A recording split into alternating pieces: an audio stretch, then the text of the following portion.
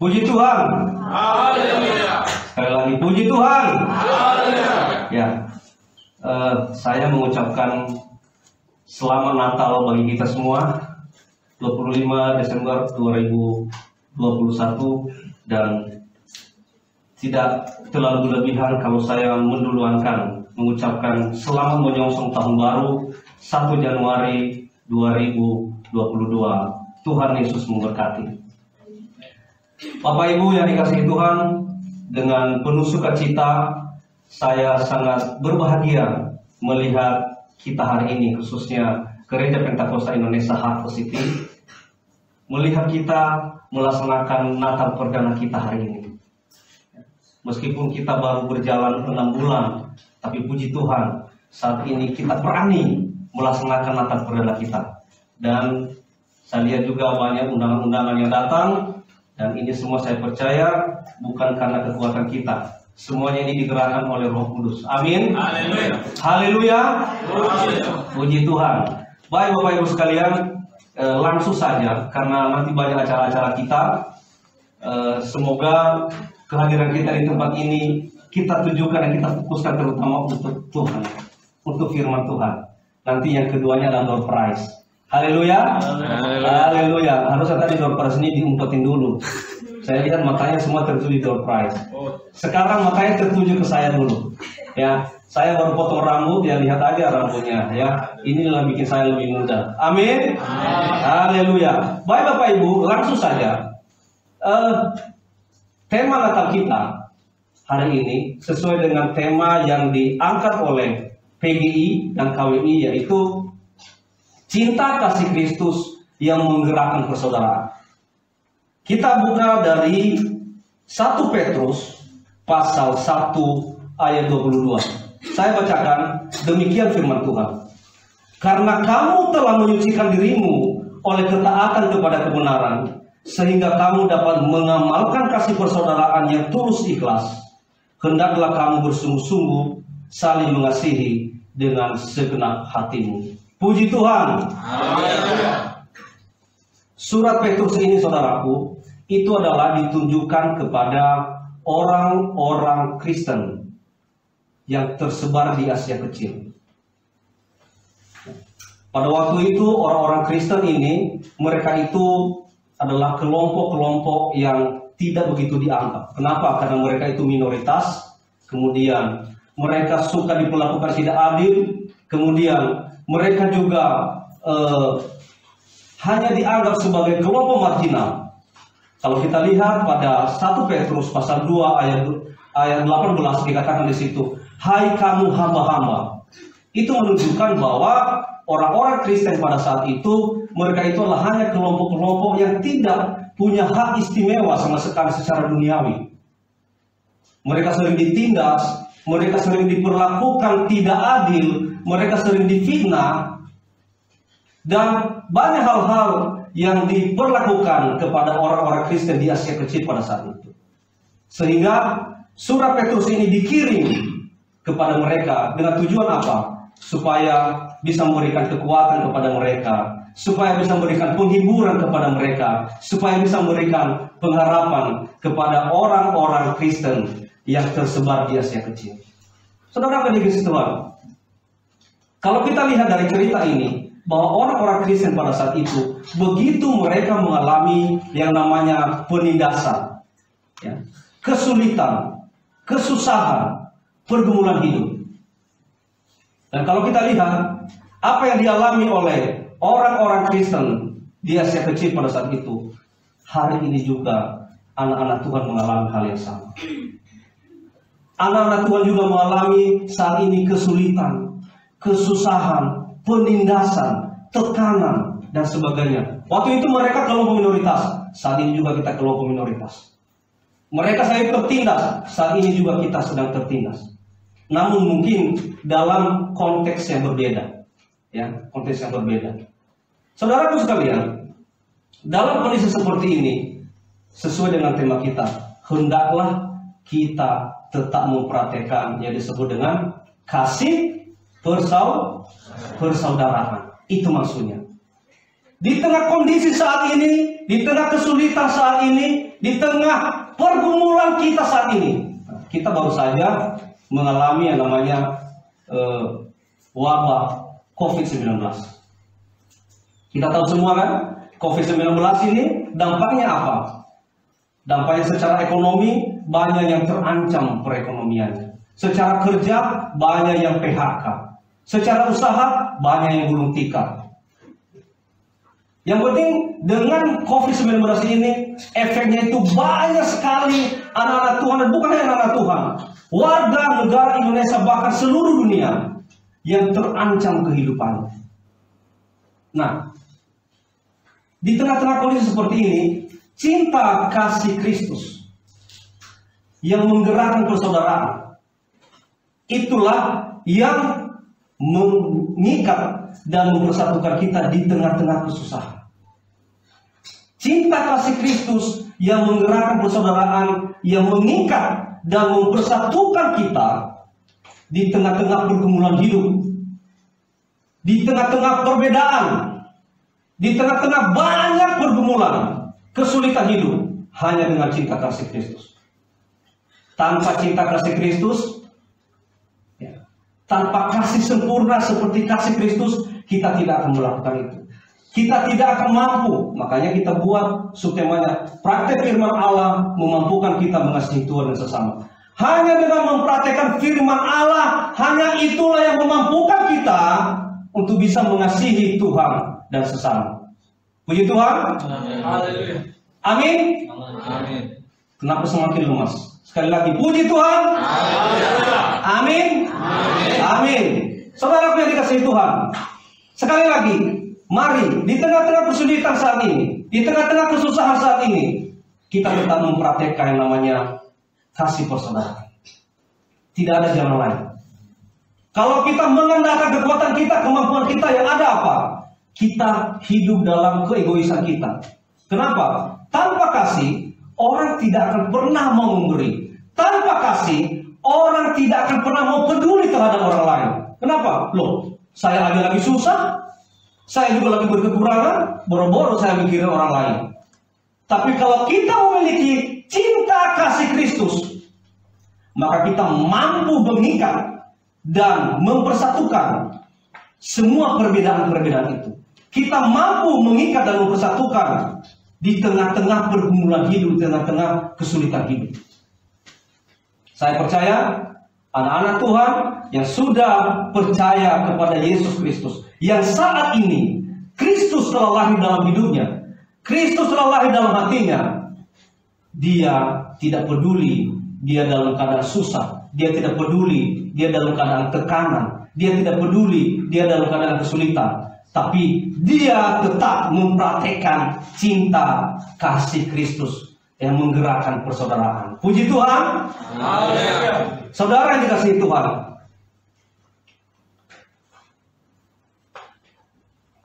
ada 4 jenis kasih.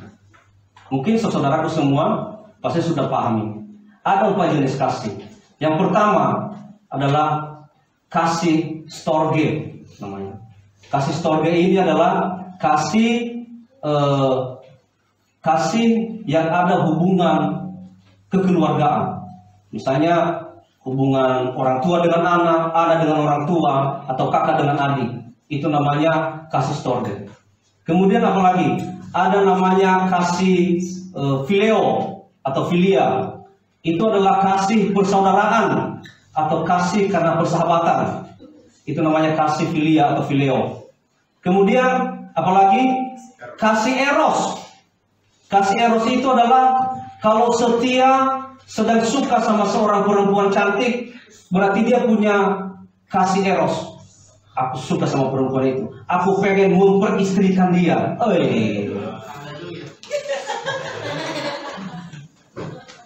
Dia tidak akan pernah menolak aku karena aku adalah manusia paling ganteng di dunia ini.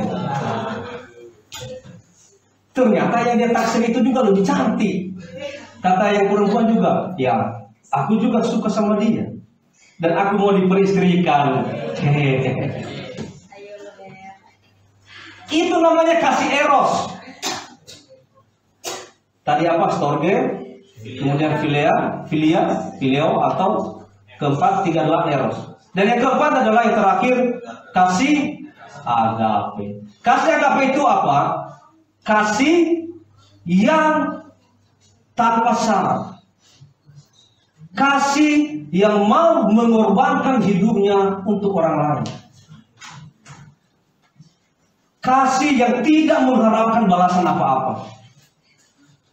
Saya mengasihi seseorang, kasih aja. Saya melakukan sesuatu kepada orang lain yang baik, lakukan saja tanpa mengharapkan balasan apa-apa. Dan ini adalah sama dengan kasih Allah Bapa yang mau turun ke dalam dunia melalui diri Yesus Kristus hanya untuk menebus dosa umat manusia. Dia rela mati, dia rela disiksa, bukan karena kesalahannya, bukan karena dosanya, tetapi karena kesalahan dan dosa umat manusia. Itu disebut dengan kasih agape. Nah, saudara yang dikasihi Tuhan, sekarang kita kembali ke tema kita.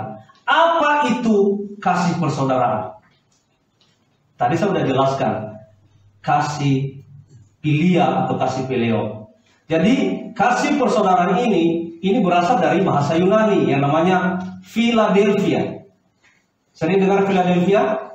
Nah, Philadelphia, phileo atau philia itu artinya mengasihi atau kasih, dan adelphos atau adelphia itu artinya saudara, atau bahasa Inggrisnya brother. Jadi Philadelphia itulah kasih persaudaraan, dan ini yang merupakan karakter atau identitas daripada Kristen. Kasih persaudaraan. Lalu sekarang pertanyaannya, bagaimana seharusnya kita mengandalkan kasih persaudaraan dalam kehidupan kita? Kita kembali ke tema kita ya. Bagaimana kita mengamalkan kasih persaudaraan di dalam kehidupan kita? Tadi baru kita baca. Firman Tuhan dikatakan dengan tulus ikhlas.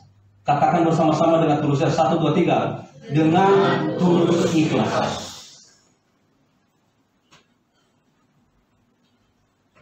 Kalau dikatakan dengan tulus ikhlas, berarti artinya tidak dengan berpura-pura. Hendaknya engkau mengasihi dengan tulus ikhlas, artinya dengan tidak berpura-pura. Saya konsen di sini. Saya baca dari Roma pasal 12 ayat 9. Demikian firman Tuhan. Roma pasal 12 ayat 9. Demikian firman Tuhan. Hendaklah kasih itu jangan pura-pura. Jauhilah yang jahat dan lakukanlah yang baik. Berpura-pura sama artinya dengan kemunafikan. Dalam bahasa Yunaninya disebut dengan hipokrites. Kemunafikan atau berpura-pura dalam bahasa hipokrites, atau dalam bahasa Inggrisnya hypocrite. Itu artinya bertopeng. Jadi manusia itu bersembunyi di belakang topengnya. Jadi orang yang bertopeng itu disebut dengan orang berpura-pura atau orang yang munafik. Itu adalah orang yang menyembunyikan identitas dirinya yang sebenarnya. Kemunafikan ini terjadi, kenapa? Karena setiap orang ingin terlihat baik seperti malaikat di depan umum, di depan orang lain. Namun karakter dan perbuatannya tidak sesuai. Mengapa kemunafikan sering terjadi? Karena orang ingin dipuji di depan umum, ingin dipuji di depan orang lain, padahal perbuatan dan sikapnya tidak sesuai. Ini sering terjadi, saudaraku. Orang-orang yang berpura-pura, orang-orang yang munafik ini, biasanya ini saya kembali lagi kepada anak-anak muda. Anak-anak muda yang sedang berpacaran, 80% anak-anak muda sedang berpacaran, jarang yang jujur. Yang percaya angkat tangan. Kan semuanya udah pernah muda. Ya. Anak-anak muda yang sedang berpacaran biasanya 80% itu jarang yang jujur. Biasanya penuh dengan yang manis-manis. Ya bohong-bohong, tipu-tipu dikit lah. Kalau biasanya itu kalau lagi pacaran, kalau ceweknya suruh jemput, bang, nanti jemput saya ya, jam berapa, jam sekian. Oh siap, saya akan jemput. Dan walaupun sebenarnya dia lagi sibuk, walaupun dia banyak kerjaan, tapi demi untuk menjemput ceweknya, dia berani bilang-bilang. Kenapa? Kalau nggak dijemput, nanti marah, berantem, bisa-bisa putus, bisa-bisa ditinggal. Apalagi kalau ceweknya lebih cantik, wah dikejar habis. Nanti kalau ini putus, cari di mana lagi cewek secantik ini? Ya udah, akhirnya berpura-pura. Bang, capek nggak bang? Jemput saya jam segini? Enggak, saya rela kok. Ada hati katanya, coba kalau kita sudah nikah aja, suruh beginian, boro-boro. Saya juga banyak kerjaan. Atau biasanya kalau cewek itu kan senang jalan di mall, iya nggak? Senang jalan di mall. Bang, temanin bang, jalan-jalan di mall ya? Oh iya, boleh. Jalan dari lantai 1, lantai 2, lantai 3, lantai 4, keliling-keliling doang, boleh nggak? Jalan, turun lagi, temani. Tanya, bang capek nggak bang? Oh enggak kok. Saya rela demi kamu. Nah, pertanyaannya, kalau sudah menikah, masih mau nggak digituin? Bukan saya yang ngomong ya. Bukan saya yang ngomong. Tapi kalau saya sih mau nggak ya?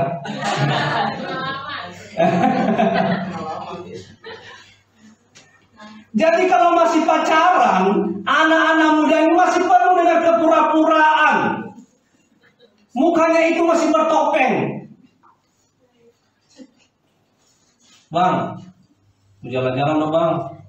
Traktir dong bang. Oh iya siap. Ada duit nggak bang? Ada. Demi kamu. Ada. Padahal minjam siapa lagi nih ya? Minjam sama Majos kemarin baru minjam. Gimana? Lagi nelpon tuh, bang. Mau apa? Enggak. Saya lagi uang saya ke orang. Padahal dia lagi mau minjem. Siapa yang kencang ketawanya berarti itu pengalamannya.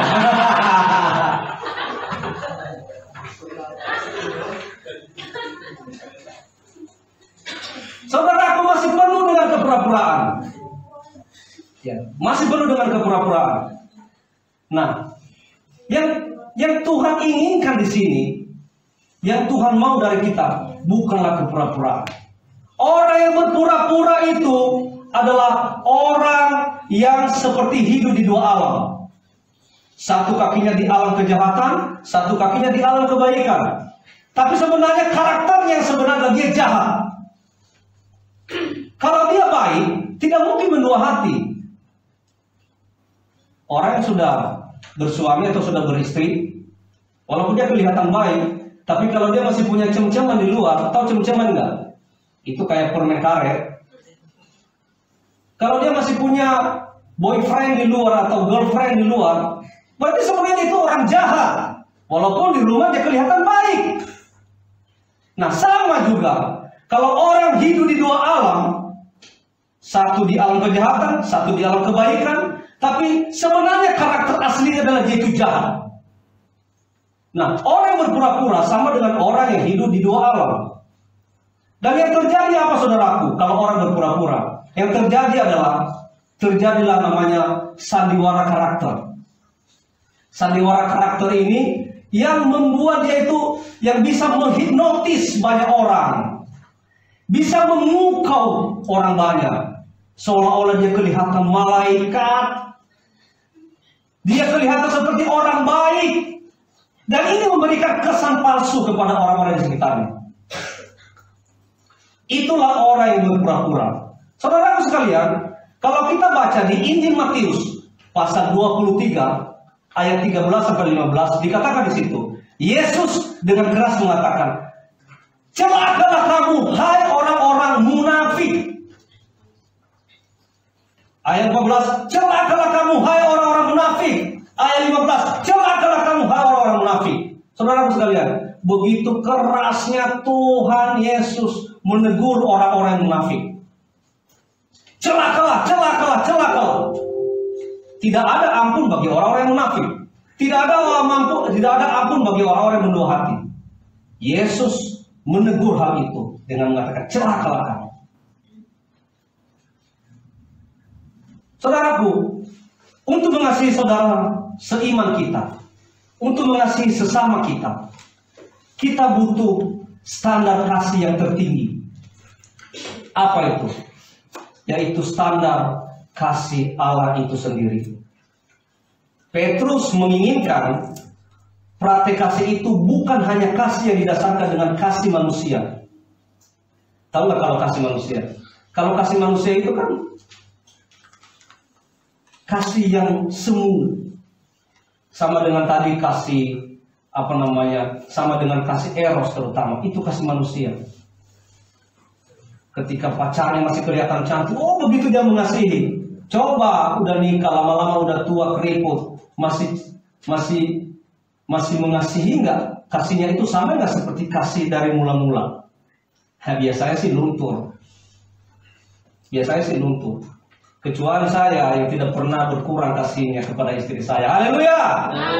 Haleluya. Kurang-kurang aku yang percaya ya. Jangan begitu lah, sama gembalanya sendiri begitu nggak percaya. Gimana orang lain bisa percaya? Puji Tuhan. Haleluya. Ini berarti ada yang percaya. Haleluya. Saudara sekalian, standar kasih adalah standar kasih Allah. Allah rela berkorban kepada orang lain lewat diri Yesus Kristus, tanpa mengharapkan balasan apa-apa. Allah hanya mengharapkan supaya kita taat saja kepadanya. Petrus menginginkan, tadi saya katakan, supaya standar kasih yang kita gunakanlah bukan standar kasih manusia, tapi standar kasih Allah yang rela berkorban untuk orang lain. Nah, kita saat ini di dalam pelayanan kita, hendaknya kita mempraktekkan yang disebut dengan kasih seperti kasih Allah. Lakukan segala sesuatu pelayananmu di tempat ini. Lakukan tanpa mengharapkan balasan apa-apa dari manusia. Tapi percayalah, ketika kamu melayani dengan sungguh-sungguh, ketika segala sesuatu itu kamu lakukan untuk Allah, maka Allah lah yang akan berikan upahmu. Puji Tuhan. Haleluya. Percaya bahwa upah kita besar di surga. Natal hari ini adalah bukti kasih Tuhan yang luar biasa bagi kita. Ia rela mati untuk dosa-dosa kita. Oleh karenanya, marilah kita tetap hidup bagi Dia, lakukan firman-Nya, dan sungguh-sungguh mengasihi Tuhan dan mengasihi sesama. Natal telah tiba, saudara. Apa yang akan kita persembahkan kepada Allah? Apa yang kita persembahkan? Baju-baju yang merah-merah ini. Yang kita persembahkan adalah baju-baju baru, sepatu baru, atau bedak baru, cewek-cewek. Apa perhiasan-perhiasan yang baru? Saudaraku, Tuhan tidak butuh harta kita. Tuhan tidak butuh emas. Tuhan tidak butuh uang kita. Tuhan tidak butuh permata dari kita. Yang Tuhan butuh apa? Hati yang taat. Itulah yang Tuhan butuhkan. Tuhan membutuhkan hati kita. Apakah engkau masih mau memberikan hatimu kepada Tuhan? Di tengah-tengah kesulitan ini, apakah engkau masih mau taat kepada Tuhan? Apakah engkau masih mau melakukan firman Tuhan? Apakah engkau masih mau mengasihi Tuhan dan sesama? Itu yang Tuhan minta. Tuhan tidak butuh apa-apa. Tuhan tidak meminta apa-apa. Tuhan hanya butuh kerendahan hati kita. menghargai pengorbanannya. Dia rela mati, ya. Dia rela turun ke dalam dunia ini, ya, dalam diri Yesus. Demi untuk apa? Demi untuk menyelamatkan kita. Kalau saja Yesus tidak turun ke dalam dunia ini, maka sia-sialah hidup kita. Hanya oleh karena Yesuslah kita ini semua diselamatkan. Kita ini dari awalnya, saudaraku, adalah kita ini orang-orang kafir. Orang-orang kafir yang tidak punya pengharapan, tidak punya janji. Tapi hanya oleh karena Yesuslah kita bisa diselamatkan. Kita bisa diangkat menjadi alat yang berharga di matamu, menjadi pribadi yang mulia di matamu. Oleh karena itu, hargailah pengorbanan Yesus. Kelahirannya saat ini, hargailah pengorbanannya. Jangan engkau menganggap hidupmu itulah milikmu sendiri. Engkau berhak seenaknya sendiri. Tidak. Hidup kita inilah sudah ditebus oleh darahnya yang kudus dan darahnya yang mahal. Kita tidak semena-mena untuk melakukan kehidupan kita. Karena hidup kita ini adalah milik Allah, baiknya yang suci. Mari, selagi engkau masih diberikan hidup saat ini, selagi engkau diberikan kesehatan saat ini, layanilah Tuhan. Lakukan yang terbaik di hadapan Tuhan. Karena hanya itu yang diharapkan oleh Dia. Mari saudaraku, praktekkan kasih lewat praktek firman Allah. Karena hanya itulah bisa memampukan kita mengasihi Tuhan dan sesama. Tanpa praktek, maka kasih itu tidak ada apa-apanya. Kasih itu bukan hanya dengan kata-kata. Kasih itu tidak hanya dengan omongan doang. Tetapi kasih itulah tindakan nyata. Tanpa tindakan nyata, maka kasih itu tidak ada arti apa-apa. Saya percaya saudaraku, lewat firman Tuhan ini, kita semua diingatkan kembali supaya kita menggerakkan kasih persaudaraan itu. Cinta kasih Kristus itu telah mengikat kita, mempersatukan kita di tengah-tengah perbedaan, di tengah-tengah kesulitan hidup, di tengah-tengah tekanan hidup saat ini, untuk bisa saling mengasihi. Ya. Mengasihi seperti apa? Seperti kasih Allah Bapa kepada umatnya. Dia rela mengasihi, dia rela mati demi kita orang-orang berdosa tanpa mengharapkan balasan apa-apa. Kasih tanpa syarat. Oleh karena itu, berikanlah kasih seperti kasih Allah Bapa itu kepada sesama kita. Di dalam pelayananmu, lakukanlah kasih seperti kasih Allah Bapa kita. Sehingga dengan melakukan kasih, maka engkaulah telah mempraktekkan kasih seperti kasih Allah. Terima kasih. Firman Tuhan pada hari ini, pemberitaan firman Tuhan selesai. Tuhan Yesus memberkati. Puji Tuhan.